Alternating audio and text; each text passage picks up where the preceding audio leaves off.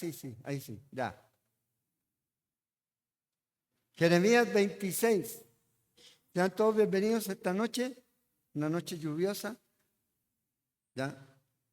Pero necesitamos agua, ¿verdad? Porque la están cortando. Oh, ese fue de ahí de Servicio Público de Heredia, metió ahí. Pero hay agua, gracias a Dios. Capítulo 26 de Jeremías. Vamos a continuar con este estudio del libro de Jeremías y como se han dado cuenta los que vienen siguiendo en el orden en que vamos, vamos a retroceder, ¿ya?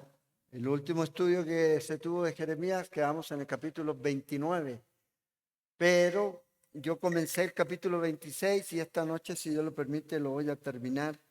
Y una vez ya terminado este capítulo, retomamos otra vez en donde nos quedamos, en el capítulo 30.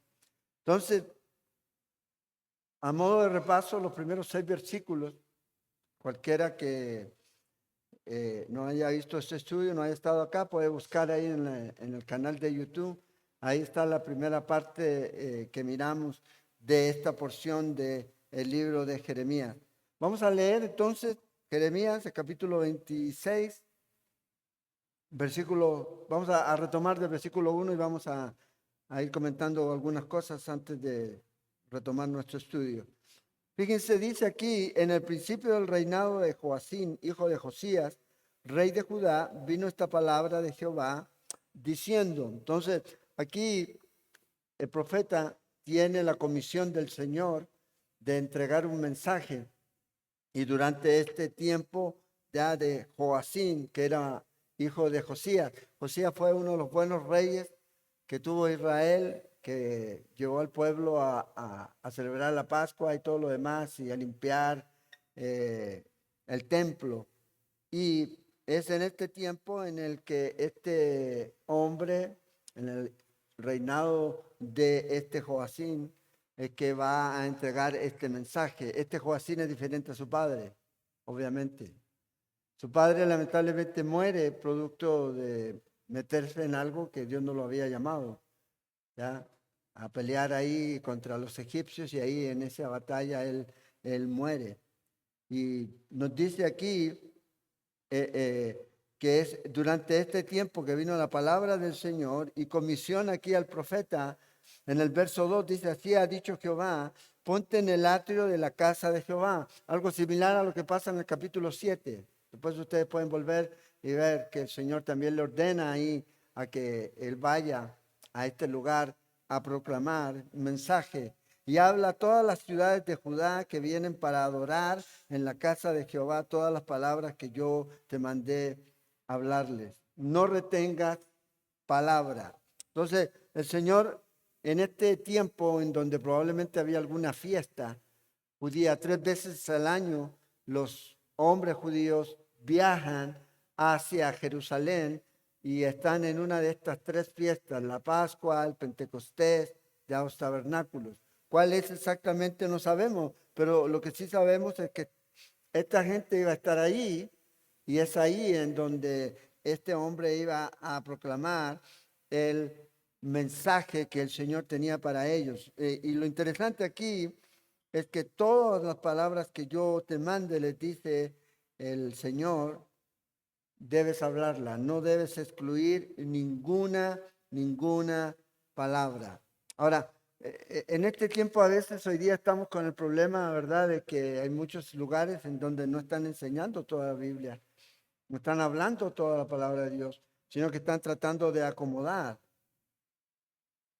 la enseñanza, el mensaje. Y aquí lo que el Señor le está diciendo aquí a Jeremías es, este mensaje que vas a entregar a todos los que van a venir ahí, todos los que van a oír, no va a ser un mensaje cómodo. La gente no va a querer oírlo. Y lamentablemente eso pasa hoy día. Pero porque la gente no lo quiere oír, no quiere decir que tenemos que suavizar el mensaje, sino que al contrario, tenemos que mantenernos fieles al mensaje. ¿Y cuál es el mensaje? Bueno, nosotros tenemos la palabra de Dios aquí. Y eso es lo que nos debemos. Y a eso es lo que debemos entregar para que la gente pueda escuchar. Cuando termina la Biblia, si ustedes se fijan ahí en el capítulo 22 de Apocalipsis, en el verso 18, el Señor le dice a Juan que Él es el que testifica. Dice, yo testifico a todo aquel que oye las palabras de la profecía de este libro. Y luego vea lo que dice ahí. Si alguno añadiera estas cosas, Dios traerá sobre él las plagas que está escrita en este libro. No hay que agregarle más a este libro. ¿Ya? No hay, la gente siempre está buscando que el evangelio perdido, que el libro perdido, que los oráculos de Jesús, cuando... No, esto es lo que tenemos, esta es la revelación de Dios, Génesis, Apocalipsis. Todo lo demás que uno le pueda poner a este mismo nivel es agregado. Y el Señor dice que no debemos hacer eso, porque si no el Señor dice va a enviar las plagas que están relatadas ahí en Apocalipsis. Y luego dice, si alguno quite de las palabras del libro de esta profecía, también agregar o quitar. Entonces, aquí este hombre está llamado a entregar todo el mensaje y nosotros también estamos llamados a entregar todo el mensaje, no lo que sea más cómodo. Acuérdense, Pablo dice que en el último tiempo la gente va a tener comezón de oír. Y la idea ahí es que la gente no va a querer oír el mensaje. Va a querer oír lo que ellos quieren. Entonces hoy día estamos viviendo ante cristianos que no soportan estar una hora sentados escuchando un estudio o estudiando la palabra. Pero sí pueden estar 90 y tiempo extra y penales mirando un partido y no hay problema para eso. No es incómodo.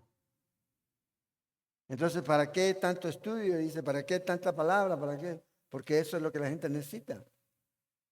Eso es lo que la gente necesita. Entonces, a veces confunden la espiritualidad con emoción, con transpirar, con cantar mucho. Que no digo que sea malo cantar. El problema es cuando solo cantar y no hay palabra. Y lamentablemente mucha gente cuando canta miente.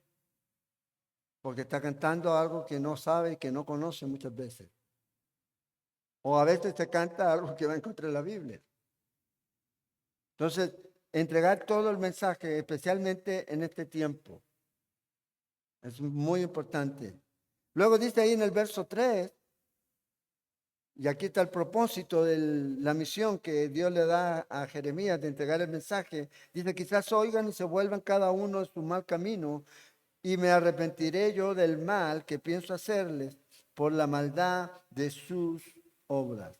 Ahora, este es el principio bíblico. El principio bíblico es el mal va a ser castigado. Ese es el principio. O sea, Dios no va a pasar por inocente al culpable, ni va a culpar al inocente junto con el culpable. No lo va a hacer. Ese es el principio. Y aquí es lo que él está diciendo aquí. Porque a veces la gente tiene una idea de un Dios diferente del Antiguo y del Nuevo Testamento. Ah, es que ese es el Dios del Antiguo Testamento. Es el mismo Dios, pues Dios no cambia. ¿Y qué es lo que está llamando aquí el Señor? A que ellos se arrepientan. Si se arrepienten, Dios los perdona. Si no se arrepienten, Dios va a castigarlos. Sencillamente eso es lo que ocurre. Y esto es lo que ellos están viendo aquí.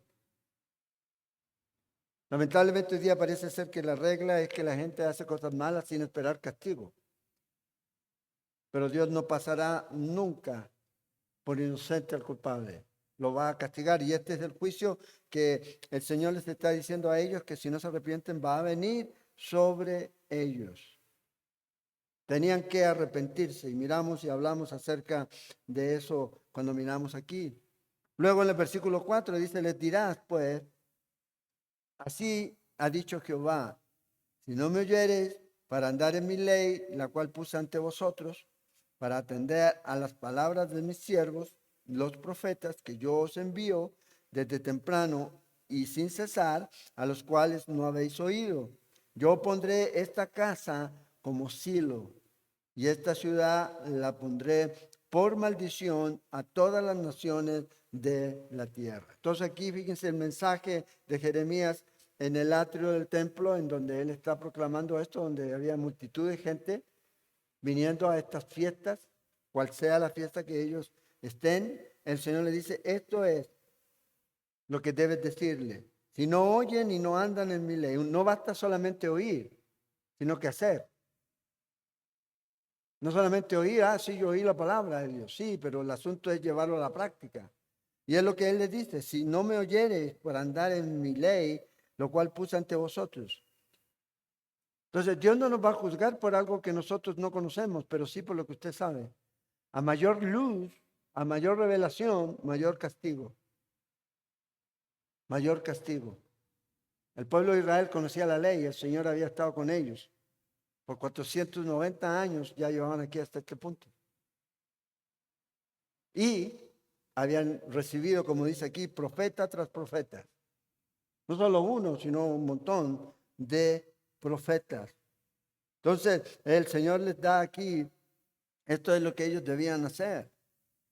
Y la razón del por qué es porque estaban viviendo, obviamente, de una manera incorrecta. No estaban haciendo caso al Señor. Su ley o el caminar en la ley de Dios no era algo que ellos estaban haciendo. Se habían vuelto personas ceremoniales, rituales, iban al templo, pero su corazón estaba lejos de eso. Lejos de eso. Y hacían algo y es como ir a la iglesia a calmar la conciencia y luego seguían haciendo su vida, no guardando la ley, los mandamientos que el Señor les había dado. Entonces el pacto que tenían ellos, cuando el Señor hace el pacto con ellos en Éxodo 24, era vinculante. O sea, yo les doy mi ley, ustedes van a ser mi pueblo, pero tienen que hacer esto. Si no lo hacen, entonces van a recibir juicio. ¿Y qué es lo que iba a ocurrir? Fíjense, dice en el verso 6, que va a poner esta casa como Silo. Silo era el primer lugar en donde se estableció el tabernáculo una vez que entraron de la tierra prometida. Y después va a ser destruido, y eso es lo que ocurrió. Usted lo puede ver en 1 Samuel, el capítulo 4. Producto de la desobediencia del pueblo. La razón del por qué todo esto fue destruido, porque el pueblo comenzó a usar el tabernáculo como algo místico, en el sentido de que ellos tenían como un talismán, un amuleto. Si tengo la Biblia abierta en el Salmo 21, mi casa va a estar protegida. Hay mucha gente que piensa eso. Si no tiene a Cristo en su vida, no importa dónde tenga abierta la Biblia. No importa dónde la tenga abierta. Y si la tiene abierta y no vive la Biblia, la tiene abierta y nunca la cambia, la lee, tampoco tiene mucho sentido. Entonces Silo fue destruido por completo. Y entonces el Señor les dice por medio de Jeremías, esto es lo que va a ocurrir. Entonces garantía del tabernáculo, o cuando ellos tenían el tabernáculo, no les sirvió de nada en su rebelión. La garantía de tener el templo en este tiempo, todavía tenían el templo aquí en Jeremías, no les sirve de nada. Ellos pensaban, tenemos el templo, entonces como tenemos el templo, nada va a ocurrir. Está ahí el arca del pacto, entonces Dios está con nosotros. Y Dios está diciendo algo completamente diferente a ellos. Entonces, fíjense aquí, continúa en el versículo 7, la gente reacciona a esto.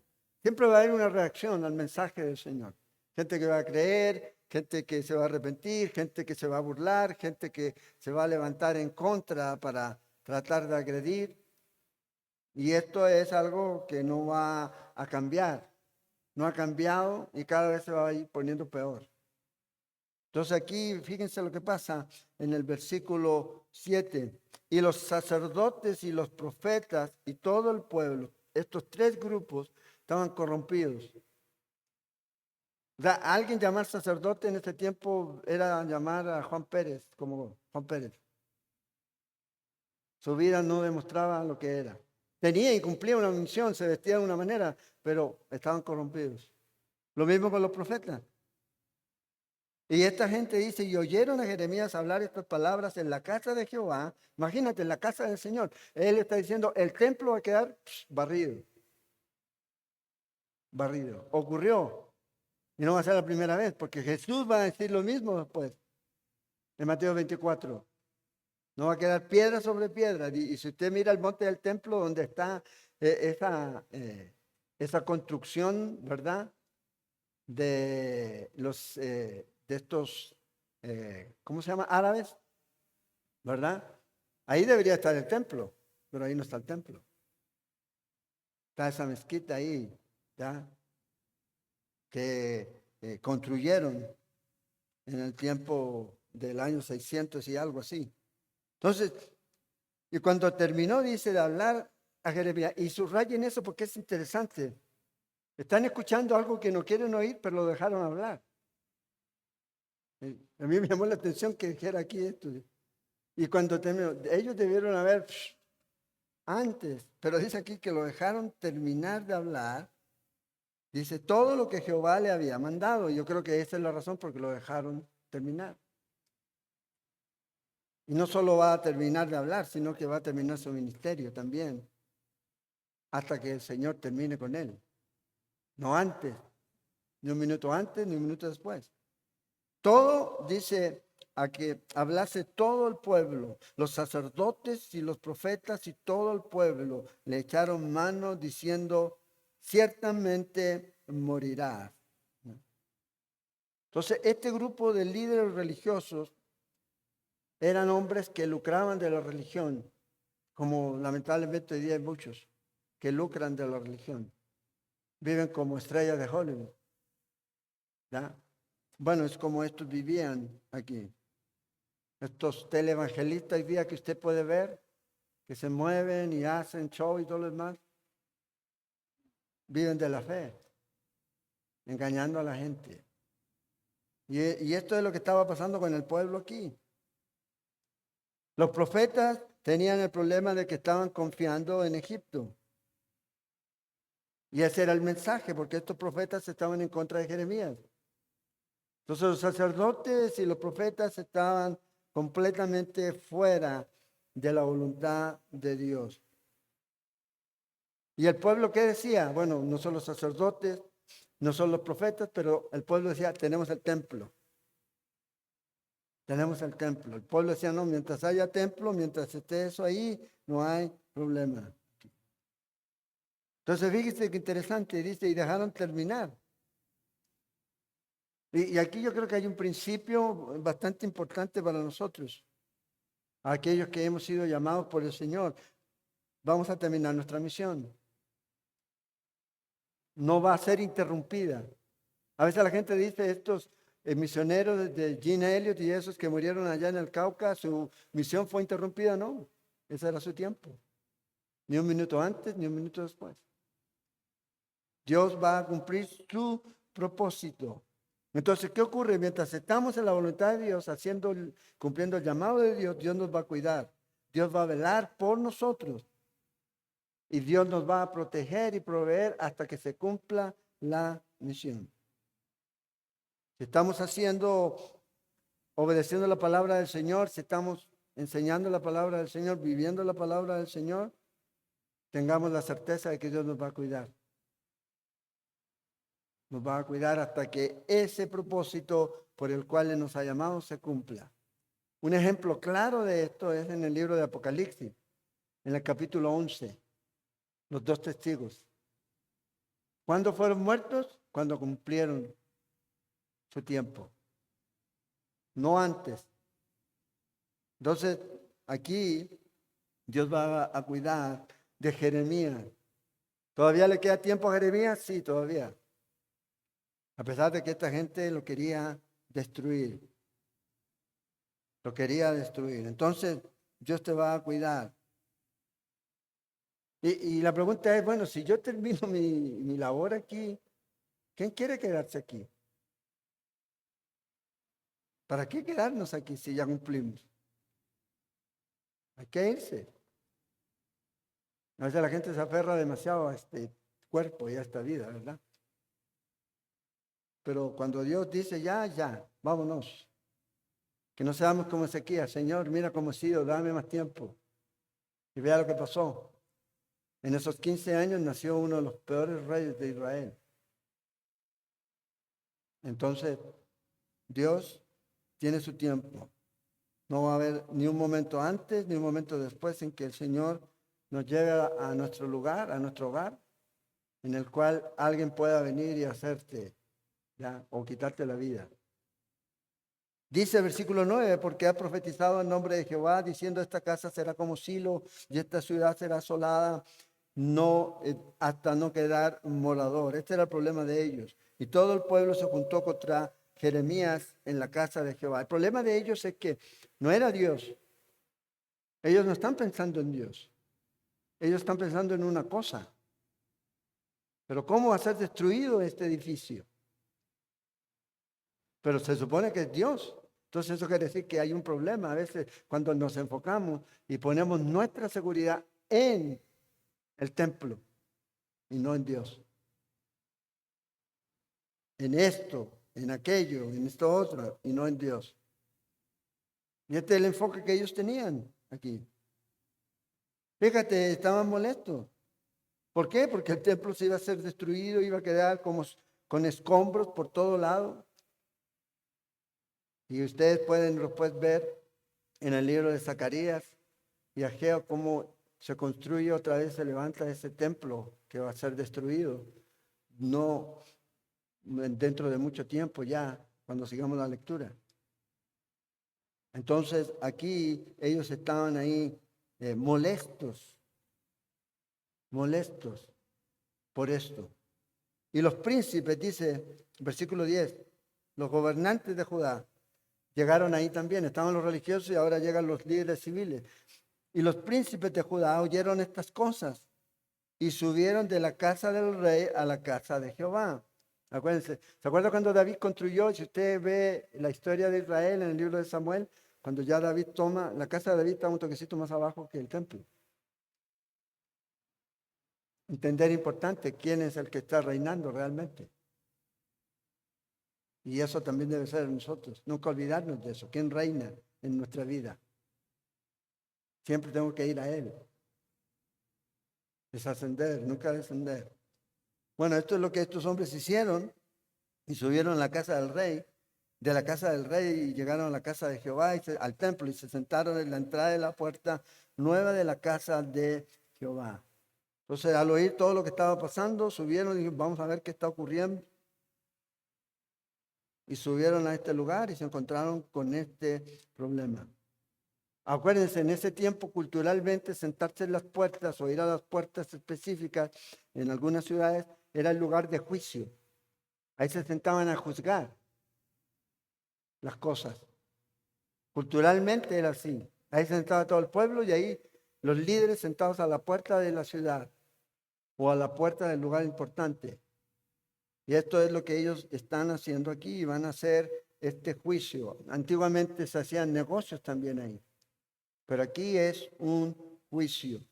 Entonces hablaron los sacerdotes, versículo 11, y los profetas y los príncipes y todo el pueblo diciendo: en pena de muerte ha incurrido este hombre, porque profetizó contra esta ciudad, como vosotros habéis oído con vuestros oídos. Pero si ustedes se dan cuenta, la profecía de Jeremías es contra la gente. Consecuencia de no arrepentirse, la ciudad iba a ser destruida, el templo iba a ser destruido. Dios destruyó Sodoma y Gomorra, ¿por qué? Por Sodoma y Gomorra, por los edificios, por la gente, por su maldad. Y eso es lo mismo aquí. Pero ellos todos lo llevan a: no es nosotros. El problema es que este está hablando de que va a destruir la ciudad. Pero el asunto no es que va a destruir la ciudad porque se le ocurre destruir la ciudad, sino porque la gente que mora en la ciudad no se arrepentía. Y obviamente una consecuencia va a venir sobre eso,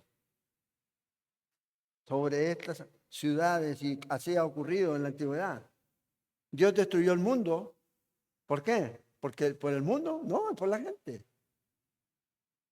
El pecado. Y a veces Dios puede traer juicio a tu casa por tu pecado. Por tu pecado. Si no te arrepientes. Y esta es la invitación que el Señor está haciendo a ellos aquí. Entonces, esto es lo que ellos están diciendo. Esto es una blasfemia. En Deuteronomio 18:20 habla acerca de eso. Cuando viene un falso profeta, y esto es lo que ellos están asociando, ¿verdad?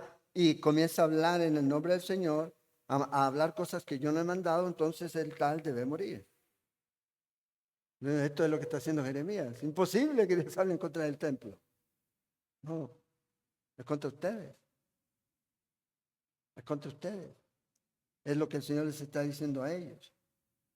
Entonces aquí Jeremías dice, versículo 12, continúa aquí su defensa. Ahora Jeremías comienza a hacer su propia defensa. Dice, habló Jeremías a todos los príncipes y a todo el pueblo diciendo, Jehová me envió a profetizar contra esta casa y contra esta ciudad todas las palabras que habéis oído aquí. O sea, de nuevo, Jeremías dice, yo solamente he dicho lo que el Señor me ha dicho. Y recuerden, yo no vine solo, el Señor me envió. ¿Quién te envía? Bueno, aquí está diciendo. Es como Moisés dijo, si voy a rescatar al pueblo y el pueblo me pregunta quién te envía, el Señor dice, yo te envío. Bueno, Jeremías está diciendo, a mí me envió el Señor. Mejorad ahora vuestros caminos. Y aquí está el asunto, y vuestras obras, y oíd la voz de Jehová vuestro Dios. Y se arrepentirá Jehová de el mal que ha hablado contra vosotros. En lo que a mí toca, y este versículo es tremendo, vean. Estoy en vuestras manos. Haced de mí como mejor y más recto os parezca. Antes que haya dicho Jeremías, Señor, ya no quiero hablar más de esto. Aquí ya el asunto cambia. Ahí está. Este es mi llamado y si este llamado va a significar que ustedes van a tomar mi vida, que así sea. Que así sea. Pero obviamente sabemos que eso no va a ocurrir todavía aquí. Entonces, fíjense lo que Jeremías les dice. Primero, el Señor lo llamó y lo envió. Ahí está su seguridad. Ahí está su confianza. No inhibe el hecho de que va a tener problemas. Acuérdese. Usted puede decir, si el Señor me mandó, entonces todo va a ir bien. No. Pero ten la seguridad de que el Señor sí te va a cuidar. Pero no quiere decir que no vas a tener problemas aquí. Y esto es lo que Él les está diciendo. El mensaje que yo tengo es del que me envió. Este es el mensaje de Jehová. O sea, el mensaje que yo les estoy, no es mi mensaje. Yo no estoy en contra de este templo, yo no estoy en contra de esta ciudad. Es el Señor, es Dios, es Jehová el que está en contra de este templo y en contra de esta ciudad por el pecado de ustedes. Así que el mensaje es de Él y de nadie más. Y vea lo audaz y valiente que es este hombre aquí al otra vez declararles el mensaje. Porque él dice, no, ya dije ya lo que tenía que decir, no, lo vuelve a repetir, vuelve a reiterarlo y vuelve a decir, arrepiéntanse. Fíjese aquí, su única esperanza era que Dios se arrepintiera del juicio prometido, pero eso iba solo a ocurrir en respuesta al arrepentimiento del pueblo. O sea, si no había arrepentimiento del pueblo, el juicio venía. El juicio iba a venir. Y Jeremías se abandona aquí por completo y dice, este es mi llamado y lo que ustedes quieran hacer, háganlo. Fíjate lo que dice en el verso 15. Mas sabed de cierto que si me matáis, sangre inocente echaréis sobre vosotros y sobre esta ciudad y sobre sus moradores. ¿Recuerdan cuando Jesús estaba con Pilato? Soy limpio de la sangre inocente de este hombre. ¿Y qué dijeron los judíos? Que su sangre caiga sobre nosotros. Bueno, el juicio de Dios vino después. Bueno, aquí es Jeremías anticipando, ya y poniéndose aquí en esta posición, dice, bueno, si me van a matar, sepan esto. Van a echar sobre sus manos sangre inocente y obviamente nunca va a salir gratis. Y a los que matan a los bebés en el vientre de la madre, nunca les va a salir gratis. Es sangre inocente la que están derramando. Dios los va a juzgar si no se arrepienten. Nadie que derrame sangre inocente va a ser libre del justo juicio y castigo de Dios. Nadie. Entonces aquí Jeremías dice, bueno, esto es, hagan lo que tengan que hacer, porque en verdad Jehová me envió a vosotros, dice ahí el verso 15, para que dijese todas estas palabras en vuestros oídos. Hagan lo que bien les parezca. Y aquí es interesante, porque estos son los tipos de hombres, de líderes, de mujeres que Dios llama, comprometidos por completo, que no van a dar un paso atrás por un problemita así, que van a decir, no, ya no sirvo. Ah, no, ya no sigo, está difícil. Se cambiaron allá y hay que ir en bus. Dios está llamando y buscando por estas personas, comprometidas plena y totalmente a hacer la obra y la voluntad de Dios. Y estos son los hombres, y hablo genéricamente, que no van a retroceder ante la oposición. Ante la oposición. Hombres que no temen a la muerte. Hombres que saben que han sido llamados, y como diría alguien por ahí, que tienen un llamado y una misión divina. Y esto es lo que Jeremías está diciendo, esto es llamado de Dios, y bueno, y hagan lo que quieran conmigo ahora. ¿Quieren matarme? Bueno, mátenme. Y esto es lo que nosotros vemos en hombres así, que van a estar dispuestos a dar su vida por Dios, por Cristo, por su palabra, por su palabra. Probablemente en este tiempo ya están en Babilonia los amigos de Daniel. De fijo están ahí. ¿Y sabe usted la historia de los amigos de Daniel? Cuando el Nabucodonosor hace esa famosa estatua que todos la adoren.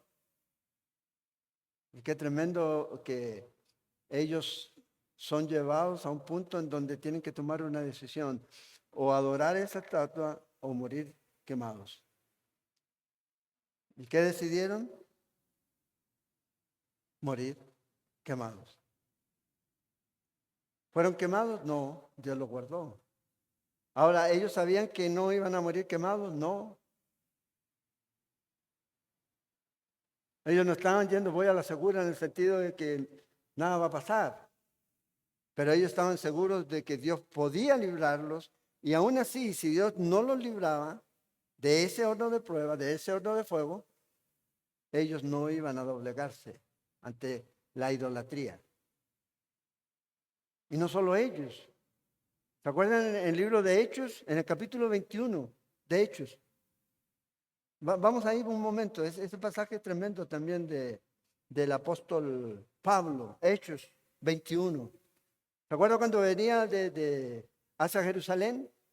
Y dice ahí en el versículo 10 de Hechos 21, y permaneciendo nosotros allí, dice algunos días, versículo 10, descendió de Judea un profeta llamado Ágabo, quien que viniendo a vernos, tomó el cinto de Pablo y atándose los pies y las manos, dijo, esto dice el Espíritu Santo. Así atarán los judíos en Jerusalén al varón de quien es este cinto, y entregarán en mano de los gentiles. Y al oír esto, le rogamos nosotros, Lucas se incluye, dice, le rogamos, y los de aquel lugar, que no subiese a Jerusalén.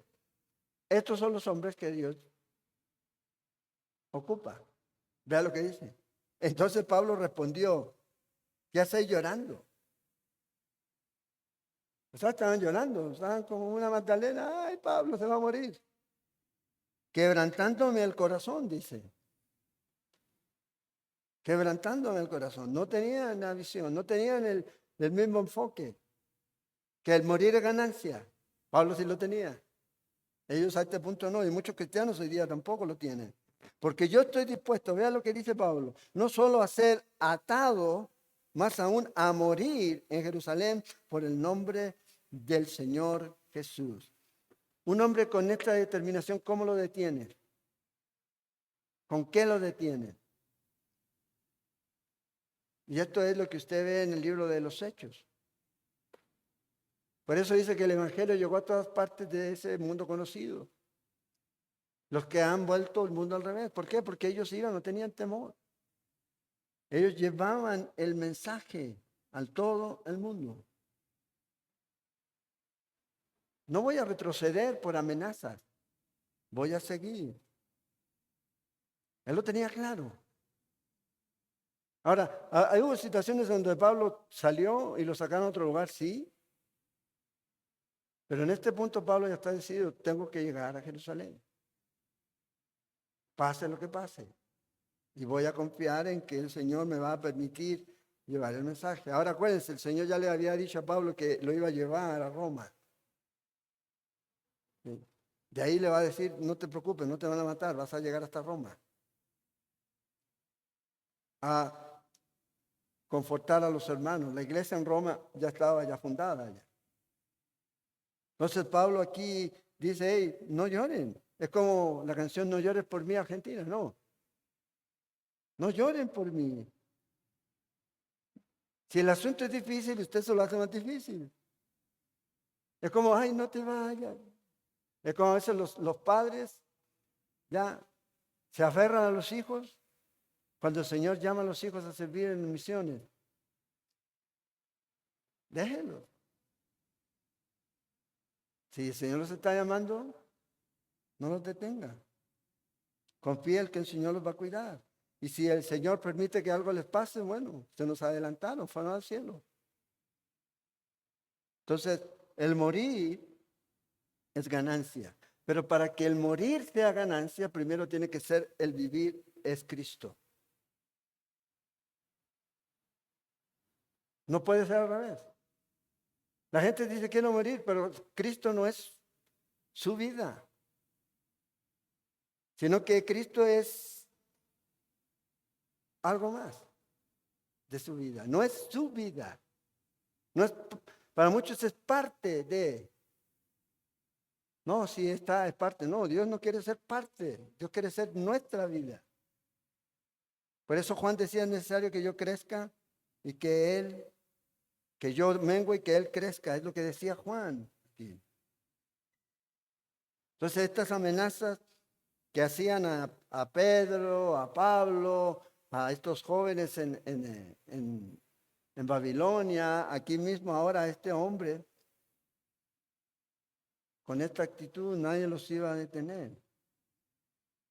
La muerte no es una amenaza para ellos. Y la muerte no es una amenaza para Jeremías aquí, para Jeremías. Entonces, debemos entender que si el Señor nos ha llamado es a cumplir su propósito. Y cuando cumpla su propósito, el Señor nos va a decir, vámonos. Lo importante es que cuando lleguemos a ese punto, podamos reconocer que hemos peleado la buena batalla, que hemos corrido la carrera, que hemos guardado la fe y que ahora nos espera la corona de justicia. Es llegar a ese punto. Llegar a ese punto. Entonces, mientras estamos aquí, seguimos avanzando. Seguimos avanzando. Jesús advierte a los discípulos, le dice, ustedes van a ser llevados ante los tribunales, van a ser juzgados y todo lo demás, pero tranquilo, yo voy a estar ahí. Debemos confiar siempre en el Señor. Verso 16. Y dijeron los príncipes, que aquí intervienen ellos, y todo el pueblo a los sacerdotes y profetas, no ha incurrido este hombre en pena de muerte, porque en nombre de Jehová vuestro Dios nos ha hablado. La tenían más clara estos hombres. Ahora, vea lo voluble que es la gente, ¿ah? Es como con Jesús. Osana, Osana y después crucifícale, crucifícale. Bueno, aquí es lo mismo. En un momento mátelo y después no lo maten. Entonces, estos hombres están aquí viniendo para decir, no, no ha cometido un acto que conlleve la muerte. No merece morir.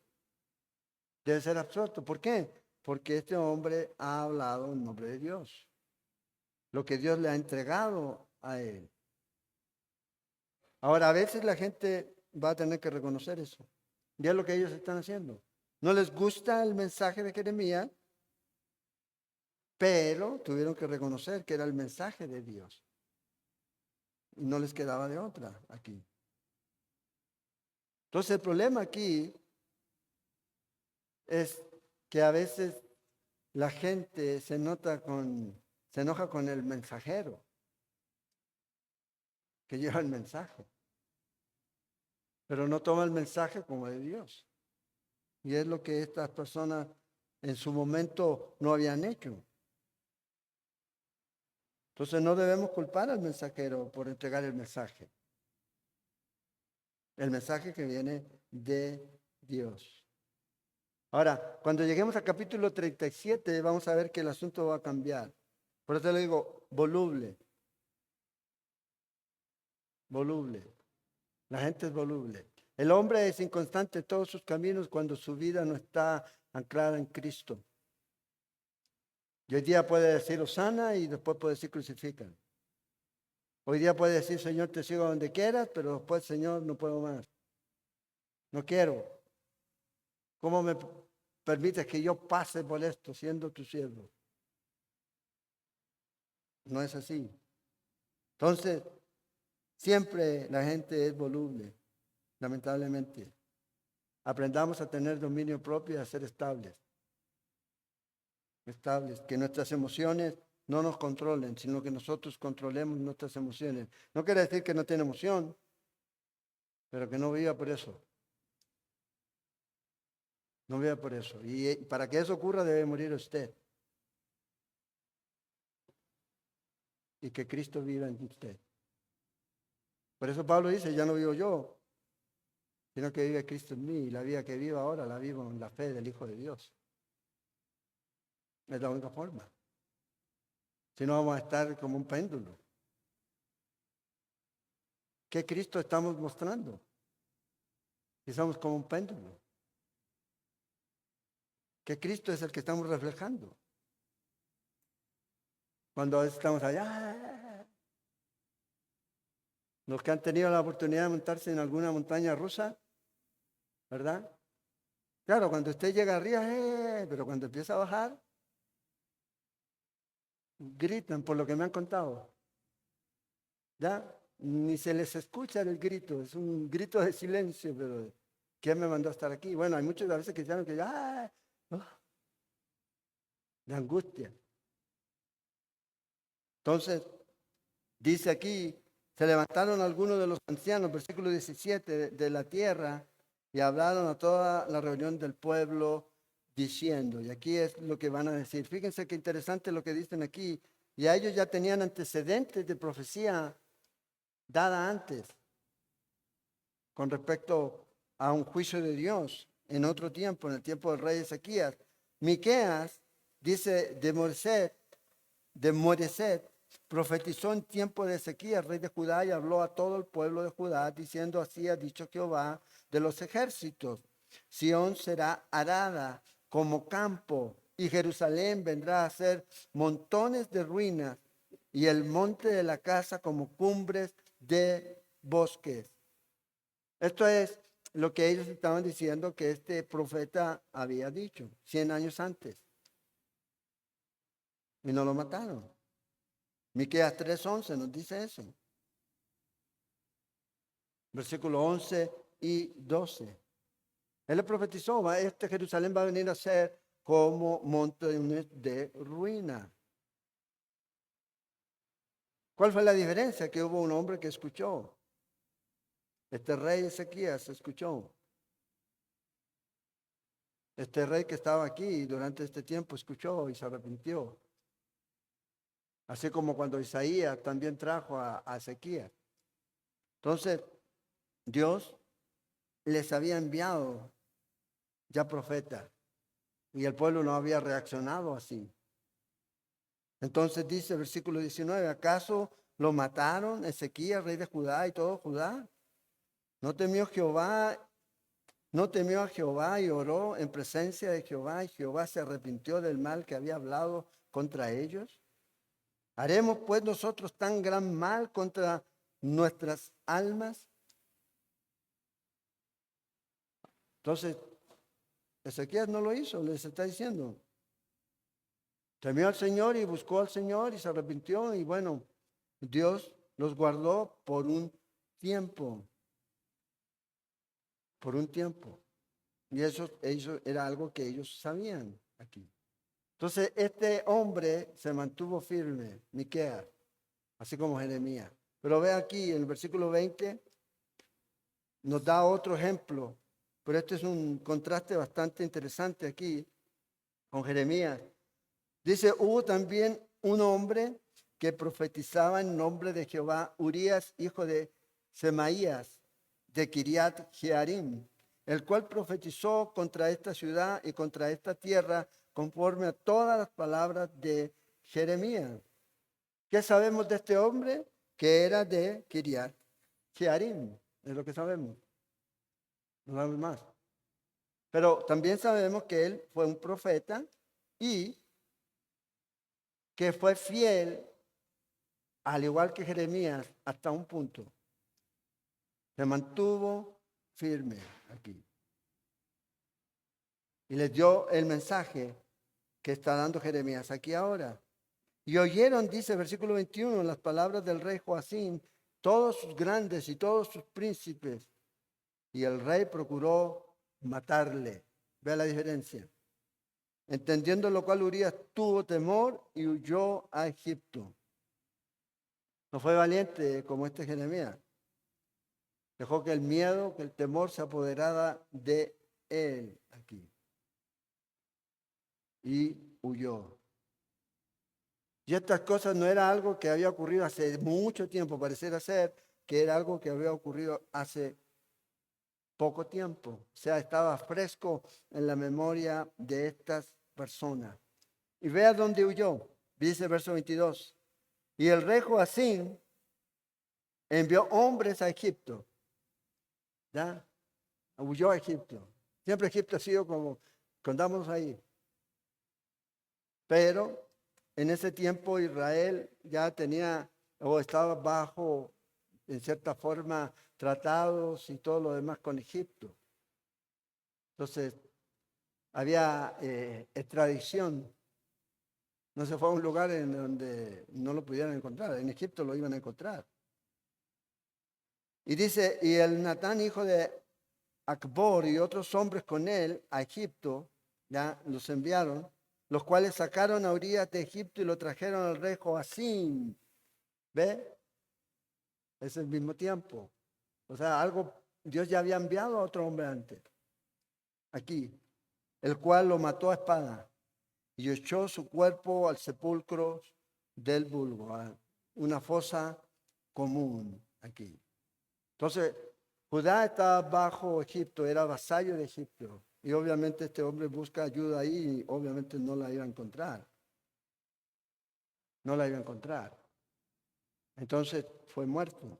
Ahora, uno diría, bueno, hasta aquí Jeremías va a morir. Pero vea lo que dice el verso 24. Pero la mano de Ahicam, hijo de Safán, estaba a favor de Jeremías para que no le entregasen en las manos del pueblo para matarlo. ¿Ya? Ahí Jeremías tuvo alguien que estuvo a su lado y lo iba a proteger para no ser entregado, dice aquí, para que él fuera muerto. Ahora, cuando Dios intervino en salvar a los jóvenes, no fue a una persona, fue Dios mismo que intervino y se puso al lado de estos hombres, estos jóvenes judíos que fueron metidos al horno de fuego. Al lado de Jesús, no tuvo nadie al lado de para defenderlo en cierto momento. Pablo llega a un punto en donde dice, todos me han dejado, ya estoy solito. Ya era su tiempo. Pero hay alguien que siempre está con nosotros. Siempre Dios va a tener personas para intervenir a nuestro favor. No necesitamos buscar, el Señor las pone a nuestro lado. Nicodemo en su momento con Jesús, ¿verdad? Dios lo usó. Un famoso Gamaliel, también Dios lo usó. Entonces siempre ha habido gente. Entonces, ¿dónde está el peligro aquí, en esta sección? El peligro no está en entregar el mensaje, que sí en sí tiene un cierto peligro aquí. Pero el mayor peligro es rendirse al miedo después de haber entregado el mensaje. Y esto es lo que usted y yo debemos tener cuidado. Vea lo que dice para terminar en 2 de Timoteo, capítulo 1, versos 7 y 8.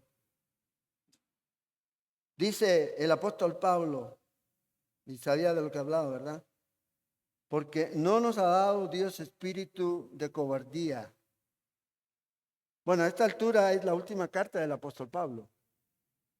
Ese es, llamémosle así, el testamento que da el apóstol Pablo.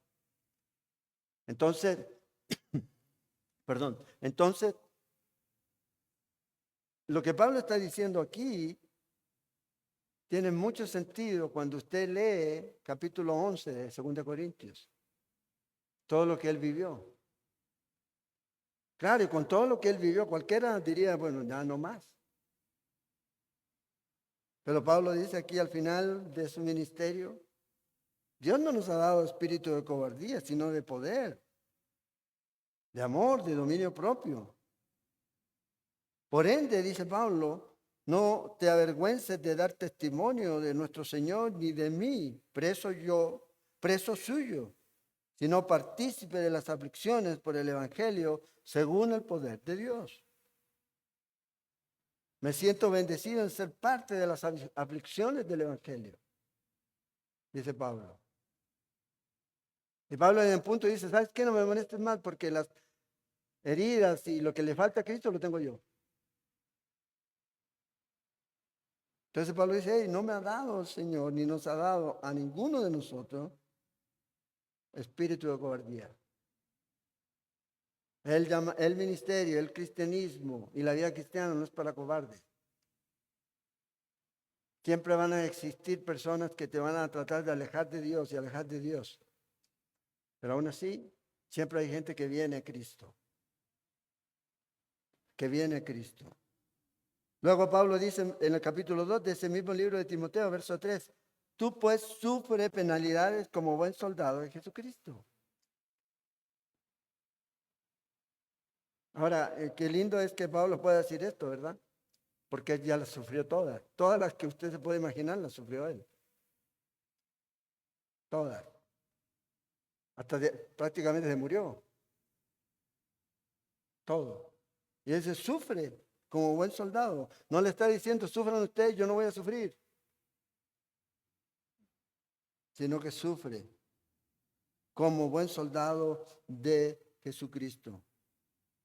Entonces, ¿qué ocurre cuando usted y yo atravesamos por esos momentos difíciles en nuestra vida? Debemos mantenernos firmes. Porque fíjense, a veces sin hablar, sin predicar, con nuestra actitud, con nuestra reacción, estamos negando el Evangelio de Cristo. Estamos negando a Cristo. En la forma en que reaccionamos. Y debemos tener cuidado. Debemos aprender a entregar y a vivir la verdad sin comprometer el Evangelio. Apocalipsis 2:10, el Señor le dice a esta iglesia, no le dice, no temas por lo que vas a pasar. No temas. Dice, no temas en nada de eso. Mantente firme aquí. Cuando el Señor le escribe a la iglesia ahí de Pérgamo, que le dice, hey, yo sé dónde mora. ¿Y dónde es que estaba morando? En el trono de Satanás. No era fácil ser cristiano. Porque a veces nosotros pensamos que en ese tiempo era más fácil ser cristiano. No. Por eso, como hemos dicho, el camino del cristianismo está marcado por la sangre de los mártires. Dice, "Hey, no temas. Dios está en control. Si vas a sufrir por la causa de Cristo, gloria a Dios. Y si estás sufriendo por decisiones o por acciones pecaminosas que has cometido en tu vida, bueno, arrepiéntete y asume la consecuencia. Porque Dios perdona, sí, pero a veces no quita la consecuencia. ¿Se acuerdan de David? No morirás, pero tu hijo va a morir. Y no va a haber paz en tu familia. La consecuencia. Entonces, debemos entender que Dios está con nosotros, no contra nosotros. Y lo que usted pareciera ser que es malo, Dios lo transforma en algo que trae gloria a Dios. Lo que la gente intenta hacer malo para nosotros es como José. Lo que ustedes intentaron hacerme a mí como mal, Dios lo usó para salvarlos a ustedes. ¿Se acuerdan? Lo vendieron, después se fue esclavo. Y vea cómo Dios usó todo eso aquí. Todos tenemos un hombre a nuestro lado, se llama Jesús, para defendernos de todas las acusaciones del maligno. De todas las condenaciones que puedan venir, Él está ahí para defenderte. ¿Qué dice Juan? Abogado tenemos, el que nos defiende. No estamos solos. No estamos solos. Y también necesitamos entender que si no estamos solos, bueno, Él nos va a dar el poder, como dice Pablo, el amor, el dominio propio y todo lo necesario para hacer la obra. Necesitamos dominio propio. Manifestarlo porque lo tenemos. Porque a veces entramos en caos por eso, en pánico por eso. Porque a veces las circunstancias nos pueden sobrepasar aquí. Entonces, Jeremías es un ejemplo para mantenernos firmes en entregar el mensaje, pero también es un ejemplo de que no va a ser popular y vamos a ser perseguidos a veces, inclusive llevados a la muerte. A lo mejor esto ahora no pasa. ¿Cuántos cristianos están muriendo hoy día? Nadie habla de eso. Cristianos. ¿Cuál es el grupo que más persecución tiene? ¿Saben ustedes cuál es? Los cristianos. Los cristianos. No, que son estos de aquí, no, los cristianos. Vea ahí en esos países, ahí en África y en esos países, el cristianismo. Estos grupos extremistas musulmanes están exterminando literalmente a grupos contrarios y cristianos o que crean en Dios. Pero nadie hace nada ni nadie hace protesta por eso. ¿Por qué será? Porque no les importa. Porque para el mundo, para esta sociedad y para estos grupos hoy día, el cristianismo, los cristianos son la piedra en el zapato. La moralidad, la vida, el defender la vida desde la concepción, el matrimonio original creado por Dios, hombre y mujer, el establecimiento de la familia, padre, madre, hijos. Entonces a ellos no les gusta eso. Entonces va a llegar un momento en donde este mensaje va a ser causal de persecución. Pero que sea un mensaje de la Biblia, ¿verdad? Acuérdense, la Biblia no predica odio, predica la verdad, declara la verdad. y la verdad es aceptada o rechazada. Y eso es lo que debemos mantenernos, siempre enseñando y predicando la verdad. Sí, Dios nos ama, pero también Dios es justo y no pasará por inocente al culpable. Por eso la gente necesita venir a Cristo. Entonces, Jeremías es un ejemplo. La próxima vez que retomemos Jeremías, para que vayan leyendo, vamos a tomar el capítulo 30, ahí donde nos quedamos. Vamos a hablar un poco de la tribulación, del milenio y varias cosas ahí interesantes que habla Jeremías ahí en ese capítulo 30, para que ya lo comiencen a leer, a subrayar y todo lo demás. Vamos a orar. Señor, te damos gracias en esta noche por tu amor. Gracias por tu palabra, gracias por recordarnos, por animarnos, por desafiarnos, por exhortarnos, por reprendernos, porque sabemos que tu palabra nunca, nunca vuelve vacía. Siempre cumple un propósito por el cual tú la enviaste, Señor. Y cada uno de nosotros tiene ahora una responsabilidad de responder a este mensaje, examinar su vida y reconocer su condición.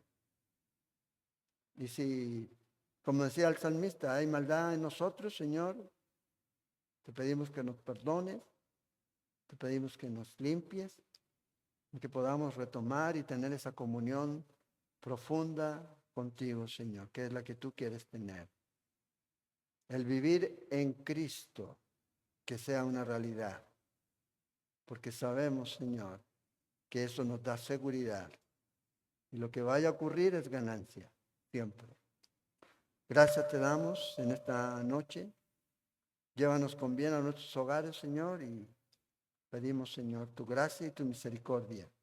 Oramos por los enfermos, oramos, Señor, por aquellos que están pasando pruebas en su vida, para que los fortalezcas y puedan apropiarse, Señor, de las promesas que tú nos has dado, Señor.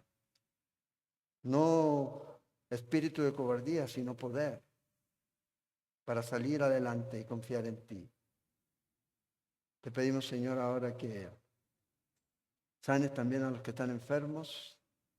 Ánimo, Señor, y consuelo a los que están tristes y débiles, desanimados. Y que tú te muevas en tu iglesia, Señor, con poder. Que tu Espíritu Santo, Señor, traiga ese mover, ese viento fresco tuyo, para traer un avivamiento real y genuino en este tiempo con nosotros, empezando en la vida de cada uno de nosotros. Te lo pedimos, Señor, y oramos en nombre de Jesús. Amén. Amén. Déjeme dar